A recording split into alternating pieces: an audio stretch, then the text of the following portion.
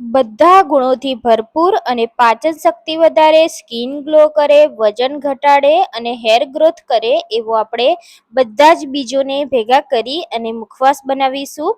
આ મુખવાસ બનાવવો બહુ જ સરળ છે. તો સૌથી પહેલા આપણે બધા જ બીજ લઈ લેવાના છે. મેં અહીંયા 5 જાતના બીજ લીધા છે. એમાં એક છે પમ્પકિન સીડ્સ, બીજું છે અહીંયા મગજતરીના બીજ, ચિયા સીડ્સ, તલ લીધા છે અને અલસી લીધી છે. બધાની ક્વોન્ટિટી આપણે સેમ જ લેવાની છે.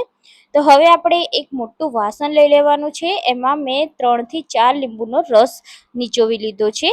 જેટલો લીંબુનો રસ એટલું આપણે પાણી લઈશું અને અહીંયા મીઠું 1 ચમચી, હળદર 1 ચમચી એડ કરી આ રીતે લીંબુ મીઠાનું પાણી બનાવવાનું છે. તો આ રીતે હલાવી અને આપણે મીઠું ઓગળી જાય ત્યાં સુધી સરસ એવું મિક્સ કરી લેવાનું છે. મિક્સ થઈ જાય એટલે આપણે તેમાં જે તલ લીધા છે એને પહેલાં જ એડ કરી દઈશું. સાથે જે ચિયા સીડ્સ છે એને પણ એડ કરી દેવાના છે. અલસી છે તો એને પણ એડ કરી દઈશું. સાથે પમ્પકિન સીડ્સને પણ આપણે એડ કરી દઈશું અને મગજતરીના બીજને પણ આપણે એડ કરી દઈશું. આના સિવાય તમારી પાસે બીજા કોઈ પણ બીટ્સ હોય, જેમ કે સૂર્યમુખીના બીજ કે પછી કાળા તલ હોય તો તમે એ પણ આમાં એડ કરી શકો છો. તો બધા જ બીજને આપણે આ પાણી સાથે મિક્સ કરી લેવાના છે અને બધાનું સરસ એવું કોટિંગ આવી જાય એવી જ રીતે આપણે હલાવી લેવાના છે.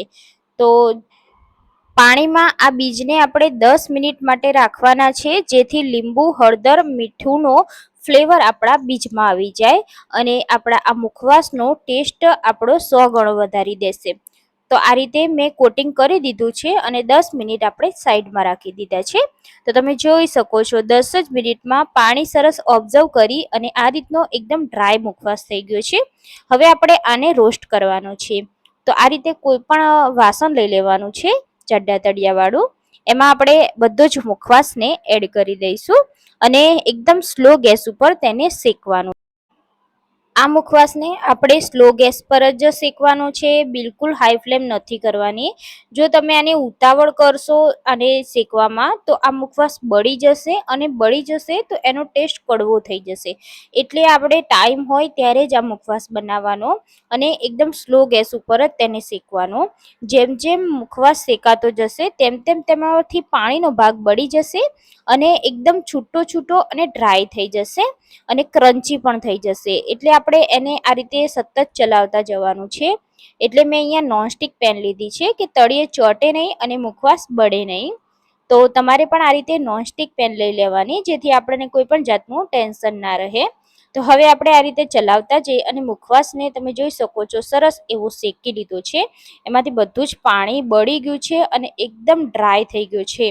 તમે જોઈ શકો છો કે પહેલા મુખવાસ હતો એનાથી અલગ થઈ ગયો છે, એટલે કે ક્રન્ચી થઈ ગયો છે. તો આ રીતે આ મુખવાસ બની જાય છે. ફક્ત 10 થી 15 મિનિટનો સમય લાગે છે. તમે આને એકવાર બનાવી અને આખા વર્ષ માટે બાટલામાં કે પછી કોઈ પણ બરણીમાં ભરી અને સ્ટોર કરી શકો છો. આનાથી ઘણા બધા ફાયદા થાય છે, જેમ કે તમે વજન ઉતારવા માંગો છો, સ્કિન ગ્લો થાય છે, વાળ ગ્રોથ નથી કરતા તો પણ આ મુખવાસ ખાવાથી તમારા હેર ગ્રોથ થશે. પછી આ મુખવાસ ખાવાથી જો તમને પાચન શક્તિ તમારી નબળી હોય તો પણ મજબૂત કરે છે, હાડકાં મજબૂત કરે છે. એટલો આ મુખવાસ એટલો જ ફાયદાકારક છે, બહુ જ ગુણકારી છે. તો બધા મુખવાસ તો જનરલી બનાવતા જ હોય છે, પણ આ રીતે બીજનો મુખવાસ કોઈ પણ નહીં બનાવતું હોય.